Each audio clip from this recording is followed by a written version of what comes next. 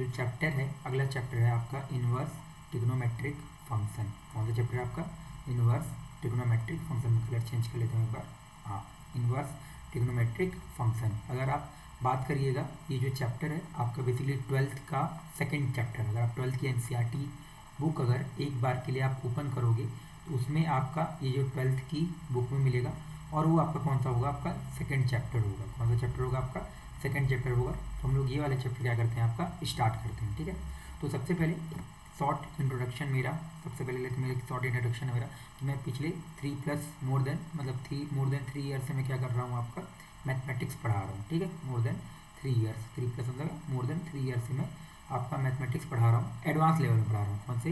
Advance level में, proper advance level की तैयारी करा रहा हूँ। मैंने करीबन मोर देन 2000+ स्टूडेंट को वो क्या किया है? मेंटर किया है। और मेरे जो पास आउट है, मैं एमएनआईटी इलाहाबाद से मैंने अपना क्या किया था? बीटेक किया था। ठीक है, चलिए अब आगे बात करते हैं। और आपको मेरा नाम तो बताइए, सचिन गुप्ता नाम है मेरा। अब अगला ये आपका बेसिकली टेलीग्राम ग्रुप लिंक है, प्रेप लाइफ का जो टेलीग्राम ग्रुप लिंक है, ये आपका आईआईटी जेई के लिए है, और ये आपका किसके लिए? नीट के लिए है। आप इसको ज्वाइन कर सकते हैं। वहाँ पे आपको और भी इंफॉर्मेशन मिल जाएगी, जो भी इस आपका चैप्टर के बारे में रहेगा, या जो भी आपका स्टडी प्लान है, सिलेबस, जो भी चीज़ें, वहाँ आपको इस वाले ग्रुप पे डीपी वगैरह सारी चीज़ें वहाँ पे क्या होगी? आपको मिल जाएगी। ठीक है, चलिए तो अब हम लोग अपना स्टार्ट करते हैं। जो चैप्टर है वो कौन सा चैप्टर है? आपका इनवर्स ट्रिग्नोमेट्रिक फंक्शन। ठीक है, पूरा लिख रहा हूँ मैं, इनवर्स ट्रिग्नोमेट्रिक फंक्शन, जिसको शॉर्ट फॉर्म में हम लोग ITF भी बोलते हैं। क्या बोलते हैं हम लोग? ITF भी बोलते हैं। अगर मैं इस चैप्टर की समरी की बात कर दूँ कि हम लोग क्या क्या पढ़ेंगे इस चैप्टर में, तो सबसे पहले हम लोग स्टार्ट करेंगे इंट्रोडक्शन। ठीक है, इंट्रोडक्शन वाली जो पार्ट होगा, इसमें हम लोग ना सबसे पहले ये जो T इनवर्स x है एंड आपका TX, T मतलब क्या? आपका साइन, कॉस, है ना, कुछ भी आ सकता है। उसके बीच सबसे पहले हम लोग क्या करेंगे? डिफरेंस देखेंगे।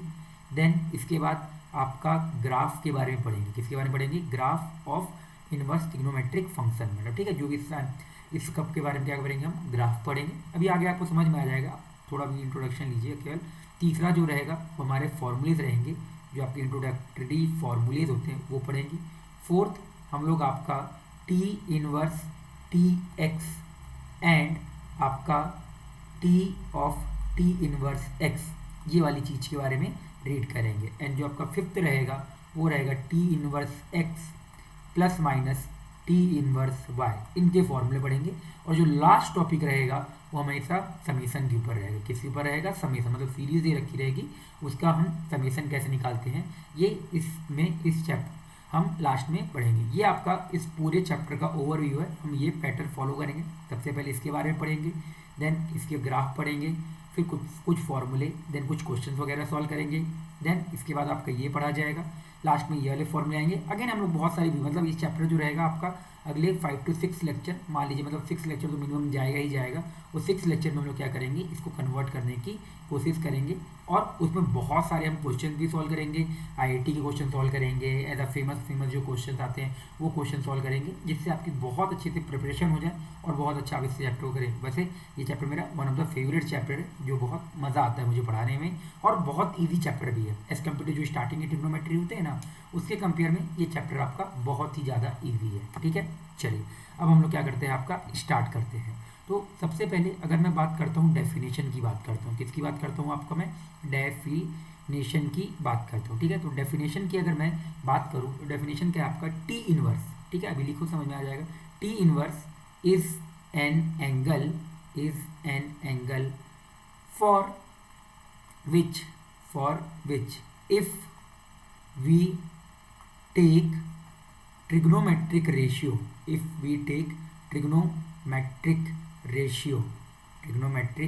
ratio, then will be equal to x। ठीक है, तो क्या है, अब ये कंप्लीट डेफिनेशन नहीं है, इसमें भी थोड़ी सी चीज़ अभी मैं और ऐड करूंगा, बट अभी के लिए आप इतना समझ सकते हैं कि T इनवर्स जो होगा, T inverse x, basically T क्या है आपका? यहाँ पे T को आप साइन रख सकते हो, T को क्या? कॉस, देन आपका सेक, कॉसेक आ जाएगा, आपका टेन आ जाएगा, और कॉट आ जाएगा, मतलब जो आपके 6 ट्रिग्नोमेट्रिक रेशियो हमने पढ़े वो चीज़ है। तो T इनवर्स x क्या है आपका? एक एंगल है जिसका अगर हम ट्रिग्नोमेट्रिक रेशियो ले लें तो किसके बराबर आएगा आपका x के बराबर आएगा। क्या बोलने का मतलब है, ध्यान से समझिएगा। साइन इनवर्स x मान लो ये आपका थीटा के बराबर है। किसके बराबर है आपका, थीटा के बराबर, ठीक है। तो अगर मैं ये जो एंगल है थीटा, ये क्या है आपका अगर एंगल है, इसका अगर मैं साइन थीटा ले लूँ तो ये किसके बराबर आ जाएगा आपका, x के बराबर आ जाएगा। किसके बराबर आ जाएगा आपका x। ये बेसिकली क्या है आपका इसका डेफिनेशन। या अगर मैं बात करता हूँ आपका टेन इनवर्स x की बात करता हूँ, ये अगर मान लो आपका थीटा के बराबर है, तो यहाँ से अगर मैं इसका ये जो एंगल है, ये जो थीटा एंगल आएगा, अगर इसका मैं ट्रिग्नोमेट्रिक रेशियो लेता हूँ तो किसके बराबर आ जाएगा आपका x के बराबर आ जाएगा। क्लियर है वाली चीज़। तो आपको ये डेफिनेशन क्लियर हो गया होगा। अगर मैं एक समय की ये डेफिनेशन बहुत इजी डेफिनेशन, जैसे अगर एग्जांपल भी देखना चाहो तो मान लो आपका साइन इनवर्स मैंने हाफ लिखा और ये आपका मैंने थीटा लिख दिया। मुझे थीटा के बारे में बताना है, तो मैंने क्या बोला था कि आपका अगर इस एंगल का अगर आप क्या लो, इस एंगल का अगर आप ट्रिग्नोमेट्रिक रेशियो लो तो ये इसके बराबर होगा, x के बराबर। तो आपको पता है साइन थीटा हाफ कब होता है, जब थीटा की वैल्यू क्या होती है, पाई बाय 6 होती है। क्या होती है आपकी, पाई बाय 6। और भी एंगल होते हैं, अभी के हम थीटा की वैल्यू क्या लिखते हैं, पाई बाय 6 लिखते हैं, ठीक है।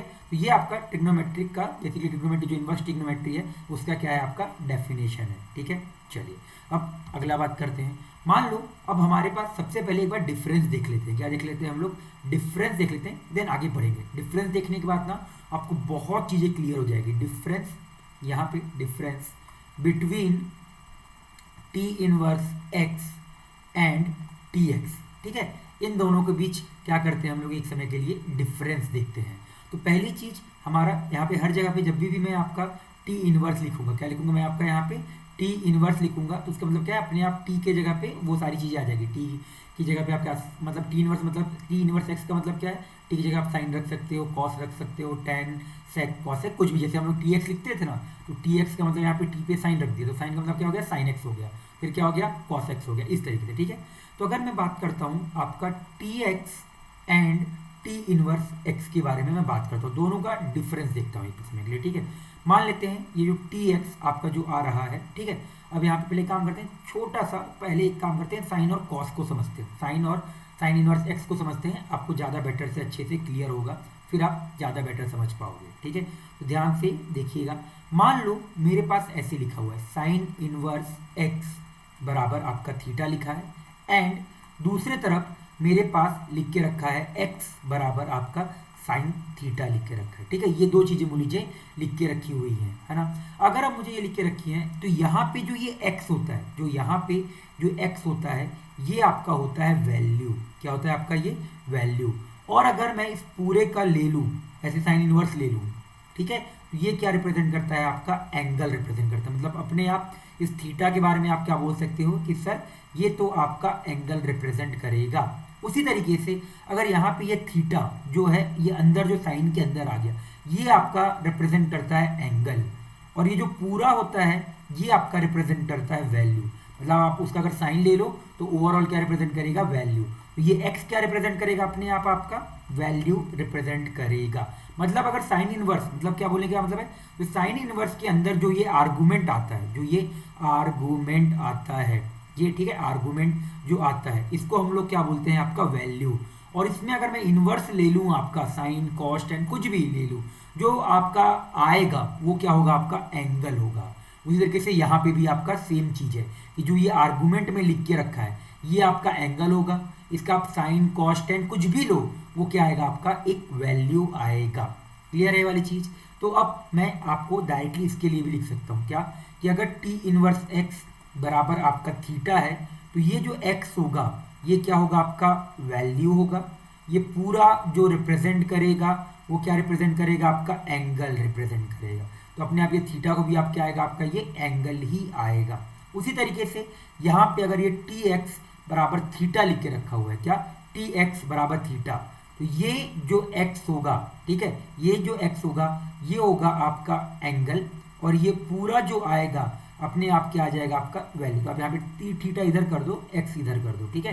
तो ये थीटा जो होगा वो एंगल हो गया, ये पूरा क्या हो गया, आपका वैल्यू। तो अपने आप x को भी हम क्या बोल सकते हैं, आपका वैल्यू बोल सकते हैं, ठीक है। तो आपको मेरे हिसाब से अच्छे से डिफरेंस दोनों के बीच क्या हो गया होगा, क्लियर हो गया होगा कि हाँ सर ये जो टी इनवर्स x है और आपका जो ये टी एक्स है, इन दोनों के बीच डिफरेंस क्या है आपका अच्छे से क्लियर हो गया होगा। ठीक है, चलिए अब आगे बढ़ते हैं। ठीक है, अब आगे अगर हम बात करते हैं, जो अगला हमारा पॉइंट है, ध्यान से समझिएगा।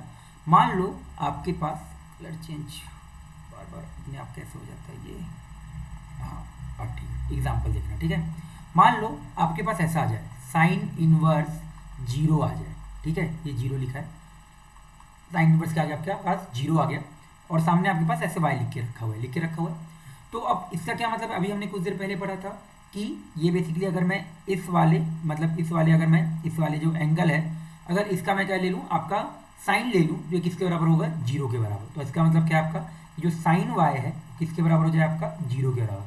तो यहाँ से वाई की वैल्यू क्या आएगी आपकी 0 आ सकती है, पाई आ सकती है, 2 पाई, 3 पाई, ऐसे करके आपके पास इनफाइनाइट एंगल आ जाएगा। ठीक है, बट हम जब भी आपका इनवर्स ट्रिग्नोमेट्रिक फंक्शन पढ़ते हैं, उस केस पे हम लोग हमेशा जो साइन इनवर्स एक्स होता है, उस केस पे जो एंगल देखते हैं वो हमेशा -π/2 से +π/2 के बीच देते हैं। ठीक है, और आपका जो कॉस इनवर्स एक्स होता है, उसमें जो एंगल देते हैं वो आपका 0 से पाई होता है। अभी रीज़न बताता हूँ मैं इसका।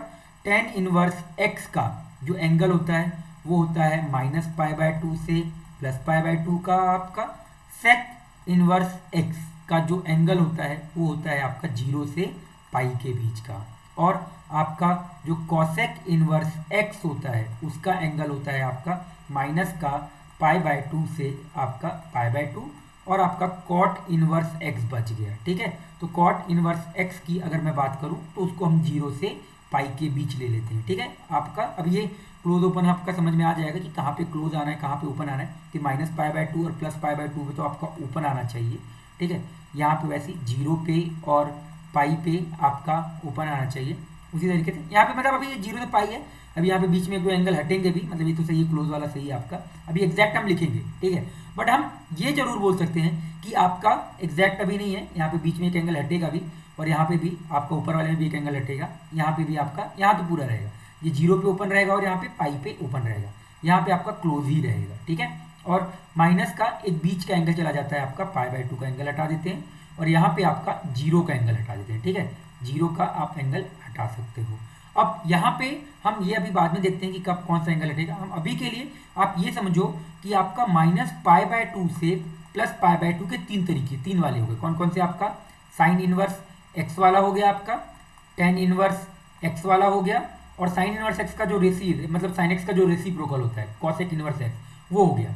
वैसे ही आपका 0 से पाई वाला देखो तो वो आपका हो गया कॉस इनवर्स एक्स वाला हो गया, कॉट इनवर्स एक्स हो गया, और आपका सेक इनवर्स एक्स हो जाएगा। ठीक है, तो मतलब ये तीन आपके तीन इधर गए, 3 इधर चले गए, मतलब जो भी आपका एंगल दोगे वो -π/2 से +π/2 के बीच, और यहाँ पे आपका 0 से लेके पाई के बीच आप क्या करोगे, एंगल दोगे। अब ऐसा आया क्यों ये भी समझिए।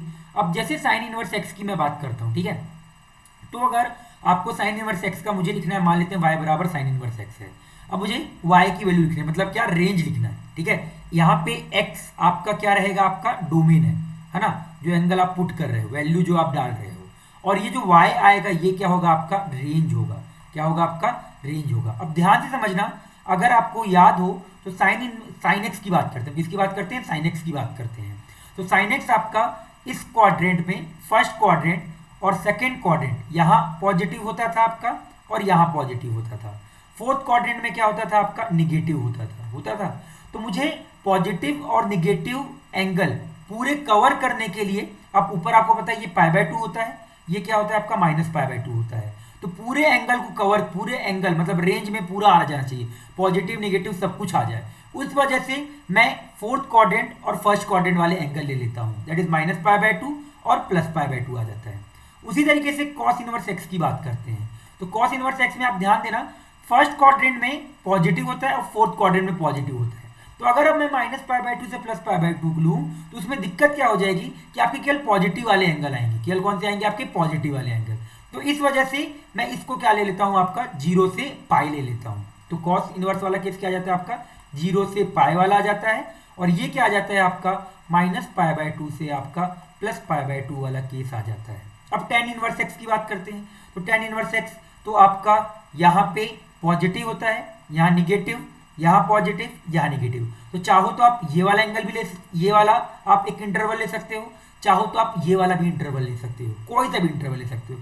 बट माना यही गया है कि आप -π/2 से +π/2 के बीच का लीजिए, जिससे आगे का जो फॉर्मूला होता है ना वो आपका क्या आता है, बहुत ईजी आता है। वो फॉर्मूला क्या आता है आपका, ईजी आ जाता है। ठीक है, अब सेक इनवर्स कॉसेक इनवर्स ऐसे ही आ गया, और कॉट का भी सेम चीज है, कॉट वाले को हमने यहाँ पे पुट कर दिया, 0 से पाई के बीच पुट कर दिया। ठीक है, तो ये इसका आपका रीजन था कि क्यों आपका -π/2 से साइन इनवर्स एक्स का -π/2 से +π/2, कॉस इनवर्स 0 से पाई, टेन इनवर्स -π/2 से +π/2। अगेन ये ओपन होगा क्योंकि π/2 और -π/2 पे tan x जो होता है वो आपका अनडिफाइन होता है। tan x बोला हूँ, tan इनवर्स x नहीं बोला है, क्या tan x।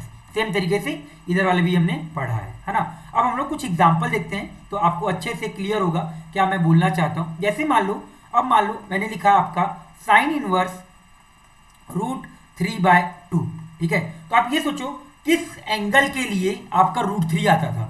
अगर अब एक्चुअल में है क्या, बार बार तो मैं ऐसे लिखने नहीं बैठूंगा ना कि मैं ये √3 लिखा है तो अगले स्टेप में मैं इसको ऐसे लिखूं कि √3/2 बराबर आपका मैं लिख दूंगा साइन थीटा लिख दूंगा। अगर मैं इसको एक समय के लिए थीटा बोलता हूं तो बार बार तो मैं ये लिखूंगा नहीं, तो मैं डायरेक्टली अब ये सोचूंगा कि सर भाई √3/2 होता कब है, किस एंगल के लिए होता है। तो डायरेक्टली मैं थीटा की वैल्यू क्या लिख दूंगा, आपका π/3 लिख दूंगा। ठीक है, अब मान लेते हैं अगला एग्जाम्पल लेते हैं, पहला एग्जाम्पल।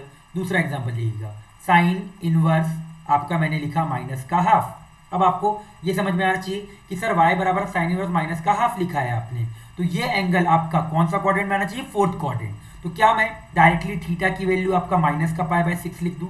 अब आपको पता ही है कि सर यहाँ पे अगर मैं बात करता हूँ, आपका क्या बात करता हूँ कि अगर साइन इनवर्स हाफ होता तो क्या आता है आपका π/6 आता है। तो निगेटिव हो गया तो आपका ऊपर वाला ये इधर वाला आता है कब, जब आपका पॉजिटिव वाला होता। निगेटिव वाला मतलब क्या, आपने एंटी क्लॉकवाइज एंगल को क्या कर लिया, आपका मतलब क्लॉकवाइज डायरेक्शन में मेजर कर लिया।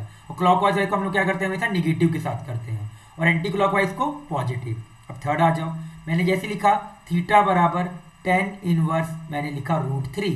तो आपको देख के समझ में आ गया कि सर tan है, tan मतलब अब इसका क्या मतलब है, जो एंगल आएगा वो -π/2 से +π/2। तो आप सोचो थीटा बराबर tan इनवर्स √3, tan को अगर आप राइट साइड लिखेंगे तो tan थीटा बराबर √3।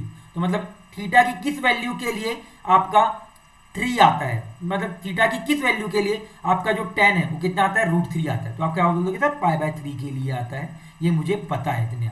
फोर्थ की अगर मैं बात करूं, थीटा बराबर आप देख लो tan इनवर्स मैंने लिख दिया -1/√3 लिख देता हूँ। ठीक है, अब ध्यान से सोचना, अगेन निगेटिव -π/2, tan क्या होता है, tan इनवर्स होता कहाँ से आपका -π/2 से +π/2 के बीच होता है।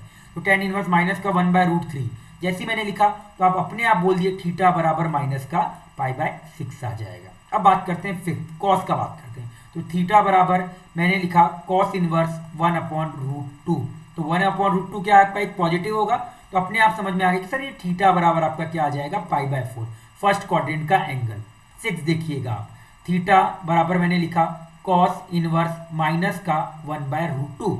अब जैसे मैंने -1/√2 लिखा तो आपको ये समझ में आना चाहिए कि जो थीटा होगा वो आपका सेकेंड क्वाड्रेंट का एंगल होगा। क्यों, क्योंकि कॉस इनवर्स आपका क्या होता है, 0 से पाई के बीच होता है। तो अगर ये 0 से पाई के बीच होता है तो सेकेंड क्वाड्रेंट का अगर आपको एंगल याद हो तो कैसे लिखिए आप, हमेशा आप सेकेंड क्वाड्रेंट का एंगल ऐसे सोचो कि मुझे अगर इस क्वाड्रेंट का एंगल लिखना है तो जो एंगल आपका फर्स्ट क्वाड्रेंट में होता है उसको माइनस कर दो, किससे, पाई से। ठीक है, तो पाई माइनस, अब फर्स्ट क्वाड्रेंट का एंगल अगर मैं 1/√2 की बात करूं तो कितना होता है, π/4। तो कितना आ जाएगा आपका 3π/4 आ गया। मतलब क्या, हमको ये वाला एंगल देना था, कौन सा एंगल, ये वाला। तो ये वाला कितना होगा, π/4। तो ये बचा हुआ एंगल कितना होगा, पाई माइनस π/4 आ जाएगा। ठीक है, तो हमेशा कभी भी सेकेंड क्वाड्रेंट का एंगल लिखना है तो आप फर्स्ट क्वाड्रेंट का एंगल लिख लीजिए और उसको माइनस कर दीजिए, किससे, पाई से माइनस करके आप आंसर को लिख सकते हो। ठीक है, अब ये समझ में आ गया होगा। मान लो सेवेंथ आपका ऐसा लिखा हुआ है, क्या, कॉस इनवर्स 1/√3 लिखा है और ये लिखा है थीटा के बराबर। तो आप देखो, अगर आपको नॉन वैल्यूज वाली चीजें पता है, नॉन वैल्यूज मतलब कि किसी एंगल के लिए जब आपका 1/√3 आता है, अगर वो आपको पता है तो आप लिख दो, नहीं पता है तो डायरेक्टली आप आंसर को इसी के फॉर्म में आप क्या कर दीजिए, आप लीव कर दीजिए, कोई गलती नहीं है इसमें। ठीक है, सेवेंथ देखिएगा आप, मान लो मैंने ये लिखा कॉस इनवर्स 3/2 बराबर क्या आ गया आपका थीटा आ गया। तो आप डायरेक्टली आंसर लिखो theta will be undefined, theta will be क्या अनडिफाइंड। तो आपको क्यों आया, क्योंकि सीधी सी बात है एक्चुअल में लिखा क्या है कॉस थीटा बराबर 3/2 और मेरे हिसाब से थीटा की किसी भी एंगल के लिए 3/2 तो नहीं आता, दैट्स वाई आंसर क्या आ जाता आपका अनडिफाइंड आंसर आता। क्लियर। अब अगला देखना, एक और एग्जांपल लिखता हूं मैं। मान लो मैंने लिखा सेक इनवर्स 1/√3 बराबर थीटा। तो अभी भी आपको समझ में आ जाएगा कि सर थीटा क्या आएगा आपका अनडिफाइंड आएगा। क्यों आएगा, अगेन सेम कॉन्सेप्ट, क्या कि सेक थीटा आपका 1/√3 और आपको पता है कि जो सेक थीटा होता है उसकी वैल्यू या तो 1 से बड़ी होती है या -1 से छोटी होती है। 1 और -1 भी हो जाती है, बट हम बोलने के लिए क्या या तो 1 या 1 से बड़ी या -1 या -1 से छोटी होती है। ये कितना है 1/√3 छोटा है, मतलब क्या हो गया यहाँ पे ये भी चीज गलत है, ऐसा कुछ होता ही नहीं है, दैट्स वाई आपका ये आ जाएगा। क्या आपको ये समझ में आ गया होगा अच्छे से। तो लास्ट एक बार दोबारा मैं इसको रिवाइज कराता हूँ आपका, कि मान लो अगर आपका कुछ ऐसा लिख के रखा हुआ हो, किस तरीके से ध्यान से देखिएगा समझ में आ जाएगा आपको अभी के लिए। तो y बराबर अगर आपका साइन इनवर्स x लिख के रखा है और दूसरा आपका y बराबर अगर आपका साइन x लिख के रखा है, ये दो चीज लिख के रखी है। तो ये जो x होता है वो होता है आपका क्या, एंगल गलत लिख दिया मैंने, वैल्यू होता है, वो क्या होता है आपका वैल्यू होता है। और ये पूरा क्या आता है आपका एंगल, मतलब अगर उसका इनवर्स ले लो तो एंगल आ जाएगा, तो अपने आप ये y जो आएगा वो क्या आ गया आपका एंगल आ जाएगा। क्लियर। यहाँ पे जो ये x होता है वो क्या होता है आपका एंगल, और ये जो पूरा आता है वो क्या हो जाता है आपका वैल्यू। तो अपने आप y में क्या आ जाएगा आपका वैल्यू आ जाएगा। तो ये आपको अच्छे से क्लियर हो गया होगा कि हाँ सर किस तरीके से आप बात कर रहे हो, क्या दोनों के बीच का डिफरेंस है, साइन इनवर्स एक्स में हमको कब क्या लेना है। ठीक है, तो ये आपको अच्छे से क्लियर हो गया होगा। ठीक है, चलो अब आगे देखते हैं। ठीक है, चलिए अगला है हमारा जो हमने पूरा पढ़ा है उसको डोमेन वोमेन को क्या करते हैं एक बार अच्छे से हम लोग लिख लेते हैं। ठीक है, जो भी पढ़ा है एक बार तो आप पूरा क्या करिए डोमेन, ठीक है, एंड रेंज के बारे में आप क्या कर लीजिए पूरा लिख लीजिए। ठीक है, क्या क्या है ध्यान से इसको देखिएगा। तो मैं टेबल बनाता हूँ पूरा आपका, तो आपको अच्छे से क्लियर हो जाएगा, है ना। तो टेबल में है आपका सबसे पहले यहाँ पे अगर मैं एक टेबल बना लूँ आपका, ध्यान से इस टेबल को अच्छे से याद करना है। जितना ज़्यादा अगर ये टेबल याद रहेगा आपके लिए बहुत ज़्यादा फायदेमंद रहेगा। आप कभी भी इसमें इनवर्स ट्रिग्नोमेट्री में आपको कभी भी प्रॉब्लम नहीं होगा। क्लियर है, चलो तो सबसे जो पहला आता है वो आता है आपका साइन इनवर्स एक्स आता है। क्या आता है साइन इनवर्स एक्स। यहाँ पे मैं पहले आपका लिखता हूँ डोमेन और यहाँ पे मैं आपका लिखता हूँ रेंज। ठीक है, तो डोमेन जो होता है वो होता है इसका -1 से आपका +1 के बीच, मतलब जो आपका साइन एक्स का जो रेंज होता है ना, जो साइन एक्स का आपका रेंज बेसिकली जो आपका जो साइन इनवर्स एक्स है और एंड साइन एक्स है, ये क्या है इनवर्स। बेसिकली साइन एक्स का अगर मैं इनवर्स फंक्शन निकालूं तो क्या आता है आपका साइन इनवर्स एक्स आता है। ठीक है, पूरे में नहीं आता है, कुछ एक फिक्स इंटरवल में आएगा, वहां पे आपका क्या उसका साइन इनवर्स एक्स आ जाएगा। अब इस केस पे क्या होता है, इसका जो रेंज होता है ना वो इसमें क्या बन जाता है आपका डोमेन बन जाता है। क्या बन जाता है डोमेन। इसका जो रेंज आता है वो आता है, अभी हमने कुछ देर पहले देखा था -π/2 से +π/2 के बीच आता है। ठीक है, अब अगला बात करते हैं कॉस इनवर्स एक्स की बात करते हैं। ये आएगा -1 से +1 के बीच, और अगेन दो रेंज की बात करोगे तो 0 से π डिस्कस किया था इसके बारे में हमने।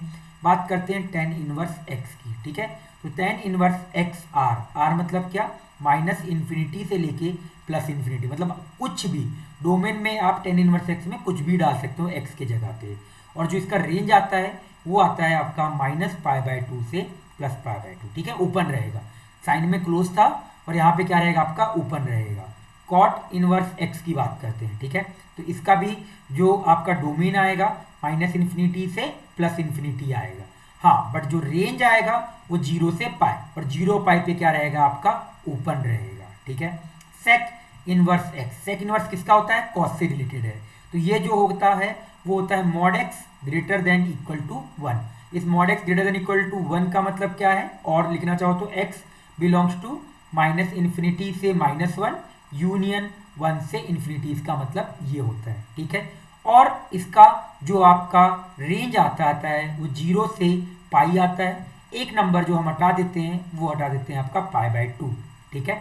और लास्ट जो हमारा बच गया वो आ गया आपका कॉसेक इनवर्स एक्स आ गया कॉसेक इनवर्स एक्स। इसके लिए भी जो डोमेन होता है वही >= 1 और चाहो वही सेम चीज लिख दो, -∞ से -1 यूनियन 1 से इन्फिनिटी। और रेंज आपका क्या आ जाएगा, माइनस का क्लोज लगा दो यहाँ पे, माइनस का π/2 से प्लस π/2 माइनस का एक नंबर हटा दो, केवल आपका 0 वाला नंबर आपका क्या किया आपने हटा दिया, ठीक है। ये टेबल अच्छे से याद होना चाहिए। अब यहाँ पे आप ध्यान दो, साइन इनवर्स, टेन इनवर्स और आपका कॉसेक इनवर्स एक जैसे हैं। इसके बाद आपका कॉस इनवर्स, कॉट इनवर्स और सेक इनवर्स यहाँ रेंज की बात कर रहे हैं। किसकी बात कर रहे हैं, आपका रेंज की बात कर रहे हैं। किसकी बात कर रहे हैं हम लोग, आपका रेंज। ये -π/2 -π/2 -π/2, ये 0 से पाए 0 से पाए 0 से पाए। तो याद है मैंने स्टार्टिंग में बोला था कि डेफिनेशन इनकम्प्लीट है, तो आप डेफिनेशन करेक्ट डेफिनेशन पूरा अगर लिखना चाहो तो आप लिख सकते हो यहाँ पे क्या कि T inverse is an angle for which if we take trigonometric ratio then will be equal to x for its range. In its range लिख दो, in its range, in its range. ये आपका बेटर डेफिनेशन और complete definition हो जाएगा आपका, clear. तो आपको अच्छे से ये डोमेन और रेंज वाला ये टेबल याद रखना है, ठीक है। साइन इनवर्स एक्स का -1 से +1, -1 से +1 सेम चीज है। जो वहां पे आपका डोमेन, जो वहां पे आपका रेंज था, यहाँ पे आपका क्या हो जाएगा, आपका डोमेन आ जाएगा, ठीक है। और वहां पे जो आपका रेंज था वो आपका, सॉरी जो वहां पे डोमेन था वो आपका रेंज आ जाएगा, बट एक इंटरवल आएगा, केवल एक पाई का इंटरवल। अगर इंटरवल देखो ना तो π/2 से -π/2 घटाओ तो पाई का एक इंटरवल, तो वो केवल एक इंटरवल आपको लेना है, ठीक है, रेंज में केवल। ऐसा क्यों करते हैं, क्योंकि अगर आप पूरा फंक्शन ले लोगे ना तो वो आपका बेसिकली जो sin x होता है ना वो आपका एक फंक्शन नहीं होता है, ठीक है। बेसिकली जो sin x फंक्शन होता है, पर sin इनवर्स जो होता है ना, अगर आप पूरा ले लिया वैल्यू, कहा माइनस रेंज में, अगर आपने -∞ से +∞ ले लिया तो उस केस पे जो ग्राफ आपका मतलब बेसिकली जो क्या बनता है, उस केस पे आपका -∞ से +∞ हो जाता है। और -∞ से प्लस जो रेंज है पूरी वैल्यू अगर आ गई, क्योंकि मैंने क्या बोला, जो sin x का डोमेन होगा वही क्या होगा, आपका रेंज होगा। तो ऐसा करने में दिक्कत क्या होती है कि साइन इनवर्स x हमारा एक फंक्शन नहीं रह जाता। क्या नहीं रह जाता, हमारा एक फंक्शन नहीं रह जाता। दैट्स वाई हम लोग एक पाई के इंटरवल में लेते हैं, और इस पाई के इंटरवल में वो हमेशा क्या रहेगा, आपका एक फंक्शन रहेगा, ठीक है। चलो अब इसके बाद एक बार ग्राफ देखते हैं हम लोग। क्या देखते हैं, आपका ग्राफ, ठीक है। तो ग्राफ अगर आपको पता हो, आपने पढ़ के रखा हुआ है कि y बराबर fx एंड y बराबर f इनवर्स x क्या होता है, आपका सिमेट्रिक या मिरर इमेज होता है। किस लाइन के अबाउट, आपका is mirror image, is mirror image. किसके about, mirror image about y बराबर x, मतलब एक दूसरे का कॉपी, ठीक है, और कुछ नहीं। तो ये अगर आप इतना आपको अच्छे से ये समझ में आ गया होगा कि हाँ सर ये क्या होता है आपका, ठीक है। अब अगर आगे मैं बात करता हूँ, आपका यहाँ तक तो आपको क्लियर हो गया। तो सबसे पहले जो हम लोगों का, अगर मैं बात करता हूँ, कोई भी अगर कर्व होता है ना, तो अगर आप कर्व बना रहे हो तो अगर ये y बराबर fx का कर्व है इस तरीके से, ठीक है, ये आप एक y बराबर x का ऐसे लाइन खींच लो, तो अपने आप जो इनवर्स वाला कर्व होगा वो इधर चला जाएगा और ये वाला पार्ट इधर आ जाएगा। तो ये आपका y बराबर fx का पार्ट हो जाएगा, और ये वाला जो पार्ट आएगा y बराबर f इनवर्स x का आ जाएगा, ठीक है। चलो इतना आपको क्लियर होगा। अब सबसे पहला जो कर्व देखते हैं वो देखते हैं हम लोग y बराबर साइन इनवर्स x का कर्व देखते हैं, ठीक है। तो अगर मैं साइन इनवर्स x का कर्व बताऊं तो सबसे पहली चीज तो को ये समझ में आना चाहिए कि सर ये y बराबर x के अबाउट सिमेट्रिक होगा, ठीक है। तो मैं सबसे पहले एक बार साइन x का कर्व बना, मैं केवल एक का बता रहा हूँ, अपने आप बाकी का आप अपने हिसाब से कर सकते हो, ठीक है। तो ये इस तरीके से मैंने पूरा बना लिया। अभी मैं केवल -π/2 से +π/2 में भी बनाऊंगा। अभी मैं केवल आपको एक्सप्लेन कर रहा हूँ कि क्यों आप हमारा केवल हमने एक इंटरवल चूज किया। अब देखो ये 0 वाला केस है, ये पाई वाला केस है, ये 2π है, ऐसी -π माइनस का 2π। अब ध्यान से देखो, अगर मैं इस केस पे मैंने क्या बोला कि ये आपका इस लाइन के पास, लाइन देख लेना, थोड़ा सा डायग्राम मेरे को नहीं बनाया था, ऐसे बन जाएगा, ठीक है। तो अपने आप जो ये कर्व बनेगा ये कुछ ऐसा जाएगा, ठीक है। इधर वाला पार्ट ये ऐसा जाएगा और ये ऐसा जाएगा, और इधर आपका ये वाला पार्ट ऐसा जाएगा और ऐसा जाएगा। अब अगर आप एक लाइन ड्रॉ करो तो आपको ये समझ में आएगा कि सर अगर मैं इतना ये ऐसे आगे जाता जा रहा है, ठीक है, इधर भी आपका जा रहा है तो ये कर्व ऐसा जाता जाएगा, ऊपर भी ऐसे करके जाता रहेगा और इधर भी जाता रहेगा, तो आपको ये समझ में आएगा कि सर ये तो फंक्शन ही रह गया, ये तो आपका फंक्शन ही नहीं रह गया। दैट्स वाई फिर हम एक इंटरवल चूज करते हैं, और वो इंटरवल क्या होता है आपका -π/2 से लेके +π/2, मतलब ये +π/2 और ये आपका -π/2, ये इंटरवल रहता है। इस इंटरवल में हम लोग क्या करते हैं, फिर आपका कर्व को ड्रॉ करते हैं, ठीक है। चलो तो अब जल्दी से मैं एक बार इसको इरेज करता हूं आपका, और ड्रॉ करते हैं फिर आपका किसका, y बराबर साइन इनवर्स x का ड्रॉ करते हैं। तो y बराबर, अगर मैं कलर चेंज कर लूँ एक बार, येलो सही आ रहा है तो येलो कलर कर लेते हैं, तो y बराबर सबसे पहला जो आएगा वो आएगा आपका साइन इनवर्स x का आएगा, ठीक है। ध्यान से देखिएगा साइन इनवर्स x का कर्व, तो केवल मैं आपका इधर जो ले रहा हूँ -π/2 से +π/2 के बीच, तो ये इधर आ गया और ये आपका इधर आ गया, ठीक है। ये अभी y बराबर साइन x का कर्व है, तो ये मैंने ऐसे ड्रॉ कर लिया आपका, ठीक है। ये y बराबर साइन x का कर्व है। अगर मुझे यही इनवर्स का ड्रॉ करना है, तो इनवर्स में अगर मैं ड्रॉ करने जाऊं तो आपका इनवर्स में केवल ऐसा होगा कि ये जो पार्ट है ये आपका ऐसे चला जाएगा और ये पार्ट ऐसा चला जाएगा, और कोई फर्क नहीं है, ठीक है। तो इसको मैं प्रॉपर तरीके से अब मैं बनाता हूं, तो ध्यान से देखिएगा, प्रॉपर तरीके से अभी बनेगा, केवल इनवर्स का बनाते हैं हम लोग, ठीक है। तो ध्यान से देखिएगा इस बार को। तो अगर मैं इनवर्स का कर्व, क्योंकि हमको डायरेक्टली कर्व याद रखना है, कहाँ से आया कैसे आया वो तो आप समझ में आ गया है आपको, बट एक बार डायरेक्टली कर्व को देखिए कैसे आता है। 1 मिनट, आपका कर्व, तो जो कर्व होता है आपका y बराबर साइन इनवर्स x का जो कर्व होता है वो इस तरीके से बनता है, ये ऐसे जाता है आपका और ये वाला पार्ट आपका ऐसे आ गया, ठीक है। ये थोड़ा अच्छे से बना देते हैं, तो 1 मिनट, ठीक है,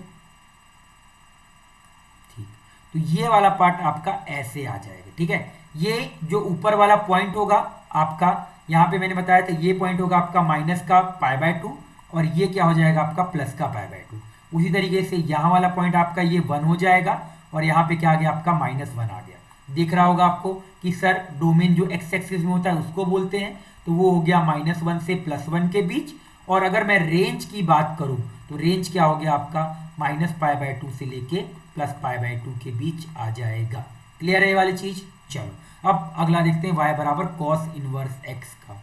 तो y बराबर अगर मैं कॉस इनवर्स x की बात करता हूं, ठीक है, तो पहली चीज तो आपको याद होगा कॉस इनवर्स x का जो मैंने रेंज बताया था वो 0 से लेके पाई के बीच बताया था। क्या बताया था आपका, 0 से लेके पाई के बीच, और यहाँ पे -1 से लेके +1 के बीच। तो इसका जो कर्व बनता है वो कुछ इस तरीके से बनता है, और ये जो पॉइंट होता है ये होता है आपका π/2 वाला। तो ये आ गया आपका 0, π/2 और पाई, ऐसे करके आपका ये चला गया और इधर से आपका ये आ जाएगा। क्लियर है वाला चीज, तो आपको समझ में आ गया। तो इसका अगर मैं डोमेन की बात करूं तो डोमेन आपका हो जाएगा -1 से +1 और रेंज आपका हो जाएगा 0 से लेके पाई के बीच आ जाएगा, ठीक है। अगर मैं बात करूं यहाँ पे अगर फंक्शन इंक्रीजिंग या डिक्रीजिंग वाली चीज को एक बार डील देख लेते हैं, तो ये आपका एक इंक्रीजिंग फंक्शन होता है। क्या होता है आपका, एक इंक्रीजिंग फंक्शन, ठीक है।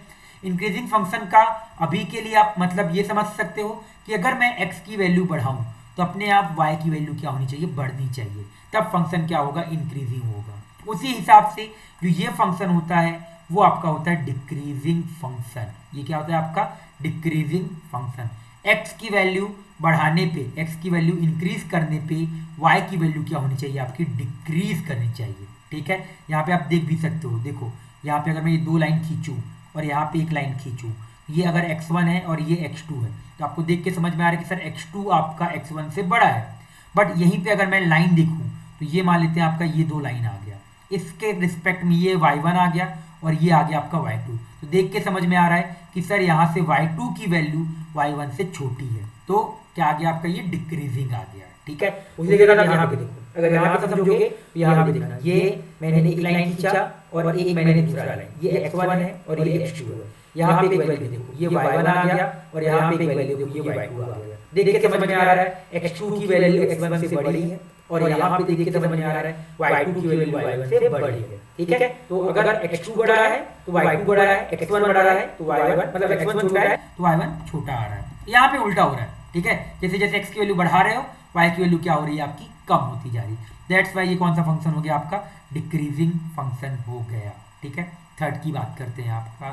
थर्ड है y बराबर आपका tan इनवर्स x। क्या है आपका tan inverse x। tan inverse x आपको पता है जो कर्व होता है वो होता है माइनस का π/2 से लेके प्लस का π/2 के बीच, और सारी वैल्यू आपका क्या होता है अलाउ होता है। सारी वैल्यू आपकी क्या होती है अलाउ होती है यहाँ पे, मतलब आपका जो डोमेन होता है वो r होता है, और आपका जो रेंज होता है वो क्या होता है आपका -π/2 से लेके प्लस π/2 के बीच, -π/2 है। ठीक है, अगर मैं इसका कर्व बनाने जाऊं तो जो इसका tan इनवर्स का जो कर्व बनता है वो कुछ इस तरीके से आपका आता है, ऐसे करके ये जो कर्व होगा आपका किसका बन गया tan इनवर्स x का कर्व बन गया। अगर बात करोगे तो ये जो लाइन है और ये जो लाइन है ये क्या है आपका एसिम्प्टोट्स है, यहाँ लिखता हूँ मैं एसिम्प्टोट्स है। क्या है आपका ये एसिम्प्टोट्स है। सिमिलर तरीके से ये भी आपका क्या है आपका एसिम्प्टोट्स, मतलब दो एसिम्प्टोट एग्जिस्ट करते हैं। एसिम्प्टोट का मतलब क्या होता है जो आपका कर्व को जाके कहाँ पे मिले इन्फिनिटी पे मिले, ऐसे को हम क्या बोलते हैं आपका एसिम्प्टोट बोलते हैं। ठीक है, डोमेन देख के समझ में आ रहा है कि हाँ सर डोमेन आपका इसका r है। रेंज की अगर आप बात करोगे तो वो आपका -π/2 से लेके क्या है आपका प्लस का π/2 के बीच है। अगर बात करें इंक्रीजिंग या डिक्रीजिंग तो फंक्शन आपका इंक्रीजिंग फंक्शन है। अब देख सकते हो अगेन सेम तरीके से x वैल्यू देकर के देखो, x की वैल्यू मान लेते हैं ये आपका एक x1 है और ये मान लिया आपका x2 है। ठीक है, तो ये x1 हो गया और ये x2 हो गया। देख के समझ में आ रहा है कि सर x2 की वैल्यू x1 से बड़ी होगी, तो अपने आप यहाँ पे देखो एक वैल्यू y1 आ गया और यहाँ पे वैल्यू आ गया आपका y2। ये y1 है और ये y2 है, तो दिख रहा है कि y2 की वैल्यू क्या आएगी आपकी y1 से बड़ी, तो अपने आप ये फंक्शन क्या हो गया एक इंक्रीजिंग फंक्शन हो गया। ठीक है, फोर्थ की बात करते हैं आप। फोर्थ है आपका y बराबर कॉट इनवर्स x। तो आपको पता ही है कॉट इनवर्स x कहाँ से कहाँ होता है 0 से पाई के बीच। तो एक काम करिए, एक आपका ये 0 वाला लाइन हो गया और ऐसे ही आपका एक कौन सा लाइन आ जाएगा पाई वाला लाइन आ जाएगा। अब मैं अगर कर्व ड्रॉ करने जाऊं तो इसका जो कर्व बनता है वो कुछ इस तरीके से इसका कर्व बनता है, ऐसे करके ये कर्व जाता है आपका। ठीक है, यहाँ पे जो आपका एसिम्प्टोट्स होता है वो कौन सा लाइन होता है 0 वाला लाइन और पाई, मतलब ये वाला और ये वाला लाइन, ये दोनों लाइन को हम क्या बोलते हैं आपका एसिम्प्टोट्स बोलते हैं। क्या बोलते हैं आपका एसिम्प्टोट्स बोलते हैं। ठीक है, और अगर बात करते हैं डोमेन की तो डोमेन अगेन इसका r होता है और रेंज जो होता है वो क्या होता है आपका 0 से लेके पाई के बीच होता है। फंक्शन आपका डिक्रीजिंग है। देख के समझ में आ रहा है कि फंक्शन क्या है आपका डिक्रीज करके देख लो। वही सेम चीज कि सर यहाँ पे वैल्यू देखो, तो ये वाला वैल्यू इस बार निगेटिव वाला ले लेते हैं। ठीक है, तो ये आपका x1 हो गया और ये क्या हो गया आपका x2 हो गया। तो देख के समझ में आ रहा है कि x1 की वैल्यू क्या है x2 से बड़ी है, तो यहाँ पे वैल्यू देखो अपने आप देख के समझ में आ गया कि सर y2 और y1, तो यहाँ से क्या आ रहा है आपका y2 की वैल्यू ग्रेटर देन y1। उल्टा रिजल्ट आ रहा है, x1 अगर x2 से बड़ा है तो अपने आप y1 y2 से बड़ा आना चाहिए था, तभी मैं क्या बोलता वो इंक्रीजिंग होता, बट उल्टा रिजल्ट आ रहा है। दैट्स वाई आपका क्या होगा आपको डिक्रीजिंग फंक्शन होगा। तो आपको अच्छे से ये चारों कर्व क्या हो गया होगा क्लियर हो गया। देखो कर्व इस चैप्टर में ये कर्व हमको याद रखना है, डायरेक्ट याद रखना है। कर्व याद रखोगे बहुत ज़्यादा ईजी रहेगा। ठीक है, ये चार कर्व आपको अच्छे से याद रखना है। पांचवा छठा अब आगे बढ़ते हैं हम लोग। ठीक है, नेक्स्ट है जो हम लोगों का नेक्स्ट आएगा वो पांचवा आएगा आपका सेक इनवर्स एक्स आ जाएगा। क्या आ जाएगा आपका सेक इनवर्स एक्स। ठीक है, तो y बराबर सेक इनवर्स एक्स आ जाएगा। हमने सेक इनवर्स एक्स के बारे में ये ध्यान से देखा था कि जो सेक इनवर्स एक्स होता है वो आपका 0 से पाई के बीच होता है। किसके बीच होता है आपका 0 से पाई, क्योंकि कॉस से रिलेटेड है। तो आपका मैंने ऐसे 0 से पाई ले लिया एक, और पता है आपका π/2 पे क्या होता है वो आपका मतलब वो काउंट नहीं होता, अनडिफाइन हो जाता है। ठीक है, तो वो वाला चीज़ मैंने π/2 की एक लाइन ले लिया।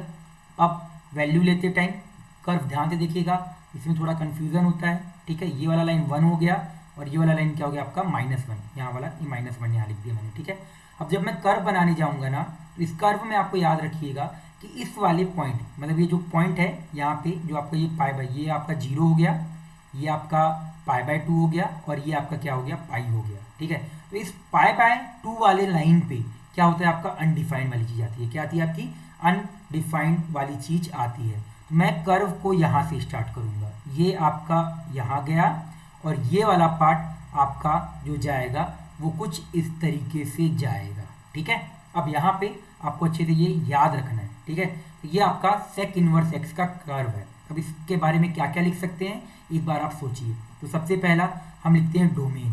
तो अगर मैं इसके डोमेन की बात करूँ तो डोमेन क्या होगा आपका, डोमेन देख लो, आपको देख के समझ में आ रहा है कि इसको ओपन करो, -∞ से -1 पे क्लोज, यूनियन 1 से इन्फिनिटी, ठीक है। रेंज की अगर आप बात करोगे तो रेंज आपका क्या है, 0 से लेके पाई है, एक नंबर आपने केवल हटा दिया, दैट इज π/2 हटा दिया। फंक्शन आपका क्या है, डिसकंटिन्यूअस फंक्शन है। कौन सा फंक्शन है आपका, डिसकंटिन्यूअस फंक्शन है, क्योंकि कर्व में ब्रेक आ रहा है। इंक्रीजिंग या डिक्रीजिंग, इंक्रीजिंग फंक्शन। कौन सा, इंक्रीजिंग। आप ये खुद से करके देखिएगा, इंक्रीजिंग फंक्शन आएगा, ठीक है। तो ये सेक इनवर्स एक्स की क्या है, आपकी प्रॉपर्टीज है जो हमको ध्यान में रखनी है, ठीक है। कर्व कैसे बनाया कि आपका ऐसे ड्रॉ कर लिया, 0 से पाई ड्रॉ किया, फिर 1 और -1 ड्रॉ किया, एक बार 1 से स्टार्ट कर दिया और एक बार जस्ट इसके ऊपर से स्टार्ट कर दिया, ठीक है। ये आपका सेक इनवर्स एक्स का कर्व बन गया। अब बात करते हैं 6 नंबर वाले की, ठीक है। कॉसेक इनवर्स एक्स, y बराबर कॉसेक इनवर्स एक्स, ठीक है। मैं इसका कर्व कैसे आया ये एक्सप्लेन नहीं कर रहा हूँ, ये हमारे इतना नहीं रहेगा काम का। हमको मेन देखना है कि आपका कर्व बन कैसा रहा है, शेप क्या है, और याद रखना है, ठीक है। अब बात करते हैं कॉसेक इनवर्स एक्स की। तो लाइन सबसे पहले तो आपको ये याद होना चाहिए, कॉसेक इनवर्स एक्स आपका π/2 से लेके कहाँ तक होता है आपका, माइनस का π/2 होता है। कितना होता है, माइनस का π/2। इसी तरीके से इधर जो लाइन आ जाएगा वो 1 वाला आ जाएगा, और इधर जो लाइन आ जाएगा वो कौन सा आ जाएगा आपका, माइनस का 1 वाला लाइन आ जाएगा। अब यहाँ पे आपको ये पक्का समझ में आ गया होगा कि हाँ सर आपने इतनी सारी चीज़ें तो बता दी। अब यहाँ पे थोड़ी सी चीज़ें मैं आपको और बता देता हूँ कि जो इसका कर्व बनेगा वो यहाँ से स्टार्ट होके, एक सेकेंड थोड़ा सा अच्छा बनाते हैं आपका, ठीक है, चलो कोई दिक्कत नहीं है, 1 मिनट, ये चला गया। तो कर्व यहाँ पे जो बनेगा वो आपका ऐसे करके इधर बन जाएगा, और यहाँ पे आपका जो कर्व बनेगा, ये वाला तो कर्व यहाँ पे आ गया, और यहाँ पे जो कर्व बनेगा वो आपका कुछ इस तरीके से कर्व बन जाएगा। क्लियर है, तो आपको अच्छे से ये कर्व क्लियर हो गया होगा। यहाँ पे अगर आप ध्यान से देखो तो बात करते हैं रेंज की, किसकी बात करते हैं, रेंज। ये पॉइंट 0 वाला है, तो रेंज आपका देख के समझ में आ रहा है, -π/2 से आपका π/2 है, माइनस केवल एक 0 को आपने हटा दिया, क्यों, क्योंकि 0 पे आपका ये इन्फिनिटी पे मिलता हुआ प्रतीत होगा या मिल रहा होगा, दैट्स वाई हटा दिया। डोमेन की बात करते हैं, तो डोमेन अगेन सेम है, क्या, mod x > 1। फंक्शन क्या है आपका, डिसकंटिन्यूअस फंक्शन है। कौन सा फंक्शन है आपका, डिसकंटिन्यूअस, और फंक्शन आपका कौन सा होगा, डिक्रीजिंग होगा। क्यों, क्योंकि आपका साइन इनवर्स एक्स इंक्रीजिंग है, तो कॉस इनवर्स एक्स आपका क्या होगा, एक डिक्रीजिंग फंक्शन होगा, ठीक है। तो ये आपको मेरे हिसाब से सारा कर्व अच्छे से क्लियर हो गया होगा कि हाँ सर कर्व किस तरीके से, कर्व आपको अच्छे से याद हो जाना चाहिए। याद करोगे तो आपको बहुत अच्छे से इजी पड़ेगा आगे जाके। आपको ये सारे कर्व आपको क्या रखने हैं, एकदम याद कर डालने हैं, ठीक है। तो ये 6 कर्व आपके हो गए। 3 कर्व रेंज की बात करोगे तो 3 एक जैसे हैं, 3 एक जैसे हैं, ठीक है। चलिए अब अगले की बात करते हैं हम लोग। अगला है सेट ऑफ फॉर्मूला। क्या है आपका, सेट ऑफ फॉर्मूला, ठीक है। कुछ सेट ऑफ फॉर्मूले हैं, हम अभी इस लेक्चर में पहले सेट ऑफ फॉर्मूले देखते हैं, जो जो फॉर्मूले हैं। अगले लेक्चर में इससे रिलेटेड हम क्या करेंगे, बहुत सारे क्वेश्चन सॉल्व करेंगे, ठीक है। तो जो सबसे पहला सेट ऑफ फॉर्मूला आता है, जो सबसे पहला सेट ऑफ फॉर्मूला आता है वो आता है साइन इनवर्स माइनस का x, sine inverse minus x का एक्स। इसमें सिंपली आपका माइनस का साइन इनवर्स एक्स हो जाता है, मतलब माइनस क्या आ जाता है आपका, बाहर आ जाता है। आप याद रखने को ये याद रख सकते हो कि सर -π/2 से +π/2, ठीक है। तो tan इनवर्स माइनस एक्स, इस वाले केस पे भी आपका माइनस का tan इनवर्स एक्स हो जाएगा, और आपका कौन हो गया, कॉसेक इनवर्स एक्स हो गया।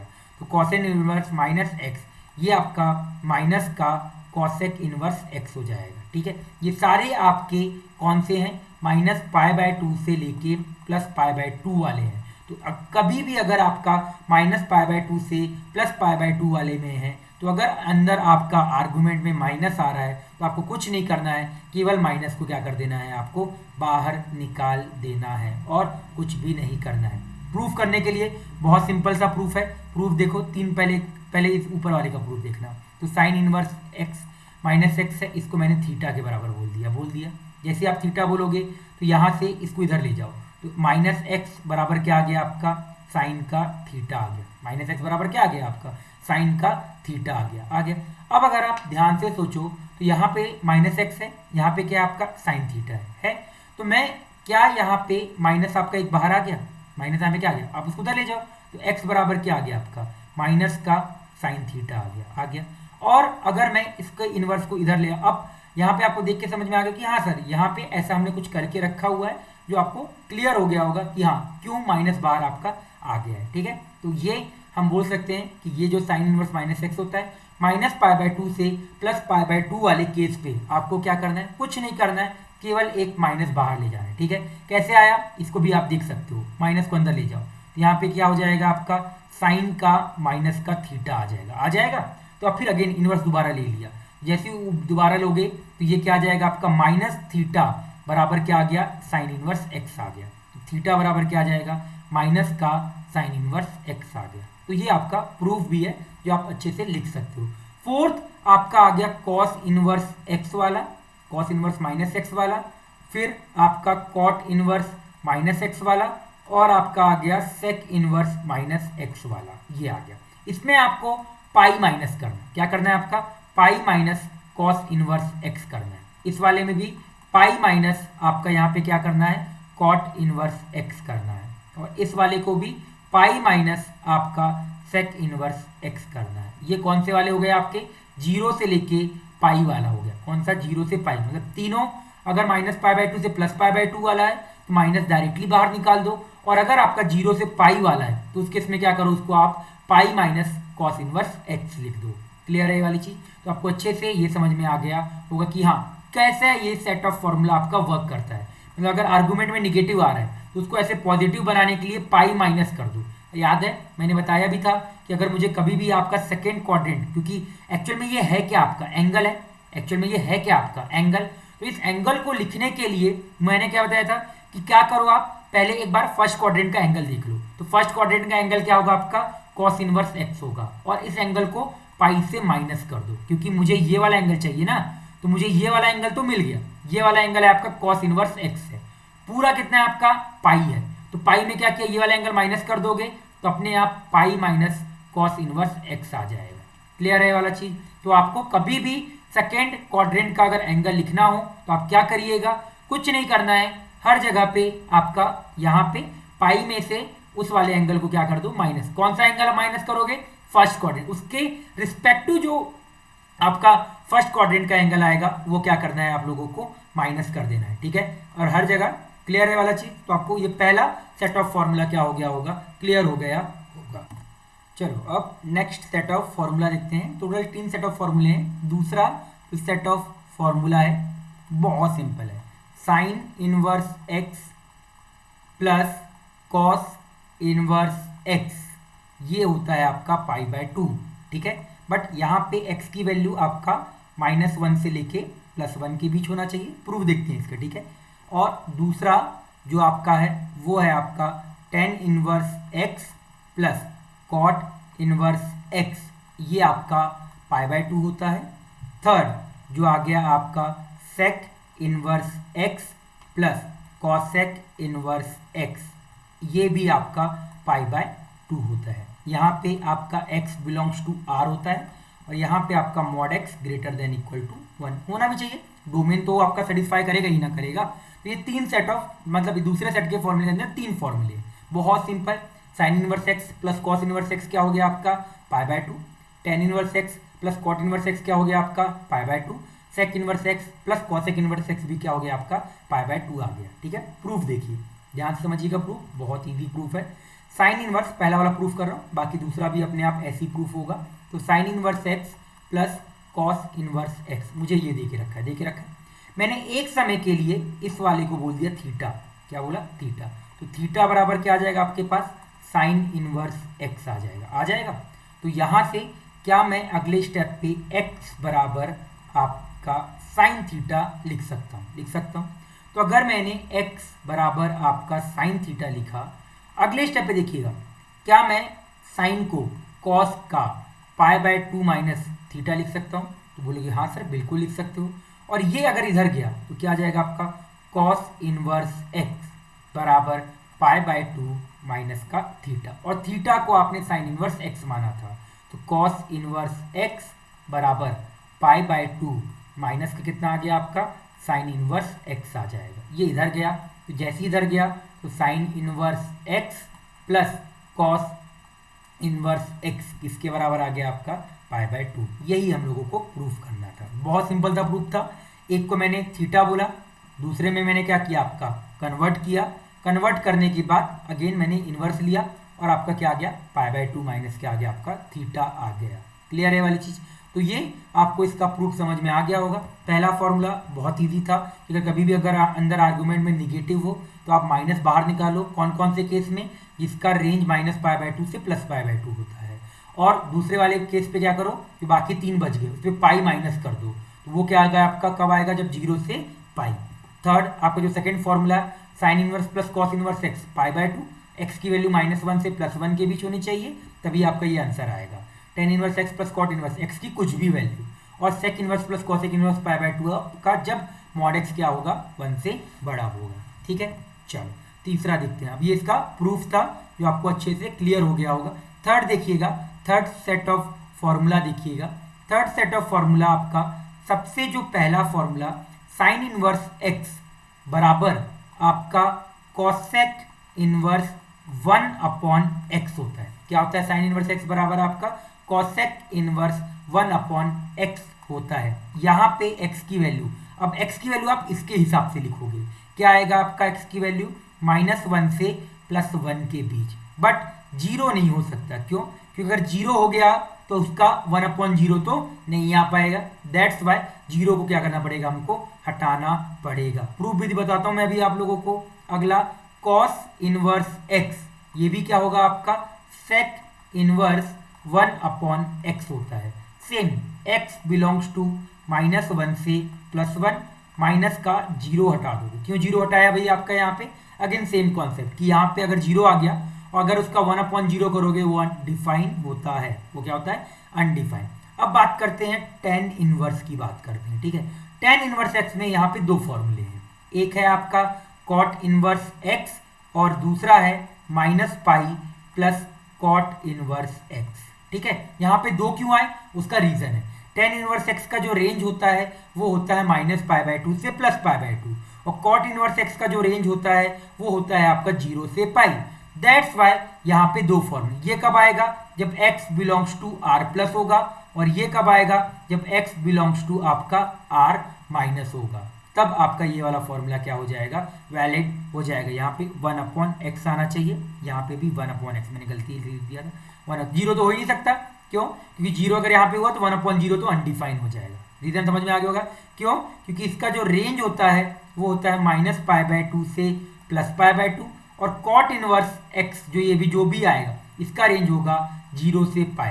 तो दोनों जगह रेंज, जैसे देखो यहाँ पे और यहाँ पे रेंज सेम है, यहाँ पे और यहाँ पे रेंज सेम है। दैट्स वाई डायरेक्टली मैंने साइन इनवर्स एक्स को कॉस सेक इनवर्स 1/x लिख दिया, या कॉस इनवर्स एक्स को सेक इनवर्स 1/x लिख दिया। टेन में ऐसा नहीं है, अगर आपका पॉजिटिव होगा तो ये आएगा, निगेटिव होगा तो आपका ये आएगा। क्लियर है? क्योंकि निगेटिव वाले में आपको समझ में आ जाना चाहिए कि सर इसका एंगल अगर निगेटिव हो गया तो वो -π/2 से 0 के बीच आएगा।